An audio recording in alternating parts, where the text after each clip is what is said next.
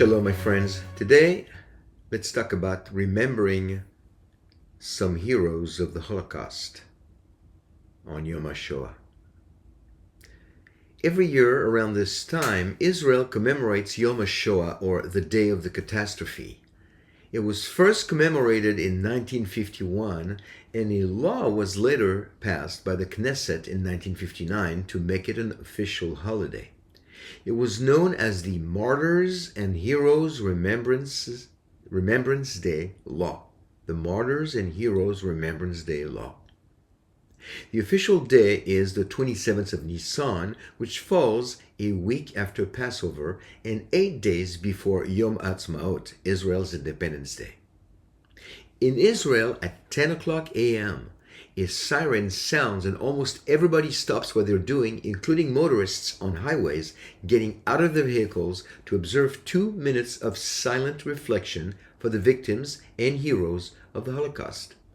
It is one of the most solemn moments on the Jewish calendar, observed by religious and secular Jews alike. As the law passed by the Knesset is called Martyrs and Heroes Remembrance Day Law, each year we remember the 6 million innocent victims of Hitler and his Nazi regime, helped by co-perpetrators across Europe. Hey, by the way, if you appreciate my videos, please subscribe and give me a thumbs up. It really helps us for exposure. Thank you very much. So, remembering the victims is critical if we want to keep history intact and learn from it. Incidentally, if we were to keep a brief moment of silence for the 6 million victims, it would require us to be completely silent for 11 and a half years non-stop. This is quite sobering, isn't it? But what about the heroes of the Shoah? What about the people who risked their lives to help Jewish people? Better yet, what about all the unknown heroes of the Shoah, without whom the world would have lost much more than 6 million Jews? Without forgetting the 6 million, one of them being my maternal grandfather, Maurice Wansweig, who perished at Auschwitz, we need to pay tribute to some incredible unsung heroes of the Shoah. Let's also keep in mind that those who hid Anne Frank were breaking the law, and those who killed her were following it. Keep that in the back of your mind. So, of course, we all have heard about Oskar Schindler, Raoul Wallenberg, and Corrie ten Boom. They are some of the most known heroes of the Holocaust, and rightfully so. But this year, let me introduce you to a few other heroes that have been somewhat in a shadow of history for too long. So the first, I'll start with Ho Fengshan, 1901-1997. Ho Fengshan was born in China at the turn of the 20th century. He started as a writer and a diplomat for the Republic of China before he was appointed Consul General of China in Vienna, Austria, in 1937. Not long after his move to Vienna, and against his government and the German authorities, Ho Fengshan started to issue visas, especially after Kristallnacht in November 1938. He had issued 2,000 visas to Jews in the first 6 months of his tenure as Consul General, which leads many historians to believe that by the time he was called back to China in 1940, he had issued many thousands of transit visas to Shanghai. Now, no visas were required to enter Shanghai, but the papers helped Jews across the border towards Italy and Switzerland with Chinese visas. Later, when asked why he did it, he answered, "It was just natural to feel compassion for those persecuted and help them. It was what had to be done." In 2001, he received the Yad Vashem Medal of Righteous Among the Nations posthumously. Next is Dr. Hans Georg Kallmayer, 1901-1972. Born in Osnabrück, Germany, Kallmayer was stationed in the Netherlands during World War II. He was put in charge of the interior administration, which also handled Jewish affairs.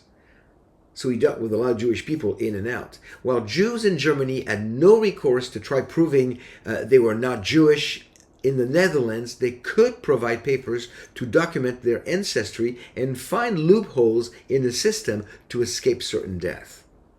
Karl Mayr saw an opportunity to disobey his superiors and started to accept false papers from Jewish people, quite a few of them. Yet he was credited for having saved at least 4,000 Jews, even though he received some serious complaints from the Nazi Party. After the war, he rarely spoke of his actions. In 1992, he received the Yad Vashem Medal of Righteous Among the Nations posthumously.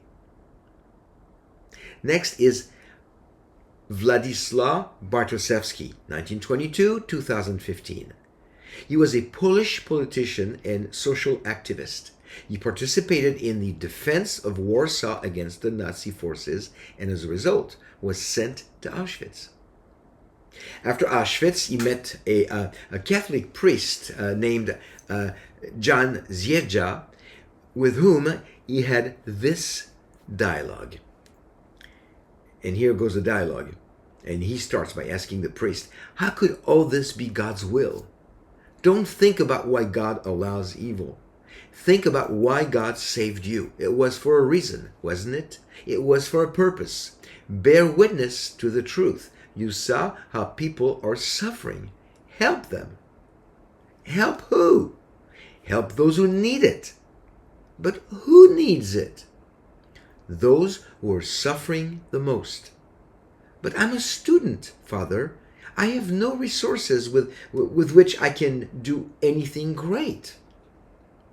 So, do something small, but don't turn your face away. People in the ghetto are suffering. Help them. That was the dialogue he had that actually changed his life. He joined the Polish underground in 1941 after his release and became a leader of the Zegota, the Council for the Aid of Jews.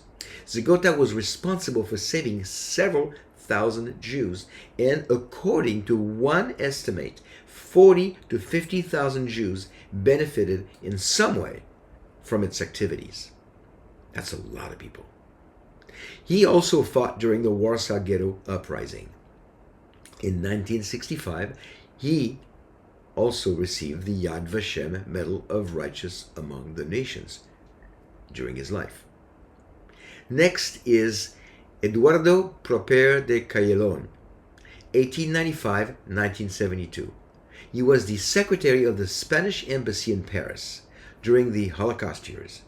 In July of 1940, alone, just in that month, he issued 30,000 visas to Jews of France and Spain to allow them to get into Portugal. After a while, he was exposed and transferred to Rabat, Morocco. He's credited for having facilitated the escape of more than 30,000 Jews. He never received any recognition in his lifetime. In 2007, he received the Yad Vashem Medal of Righteous Among the Nations posthumously. And then we have Vessel and Fatima Veseli, 1895-1972. Vessel and Fatima Veseli were a Muslim couple who lived in a small village in Albania during World War II. Albania was predominantly Muslim and was one of the first countries invaded by Italy, which at the time was Germany's ally with Mussolini. The Veselis took in the Mandel family, who were Jews in dire need of protection. The whole village was friendly to Jewish people during the occupation, the entire village.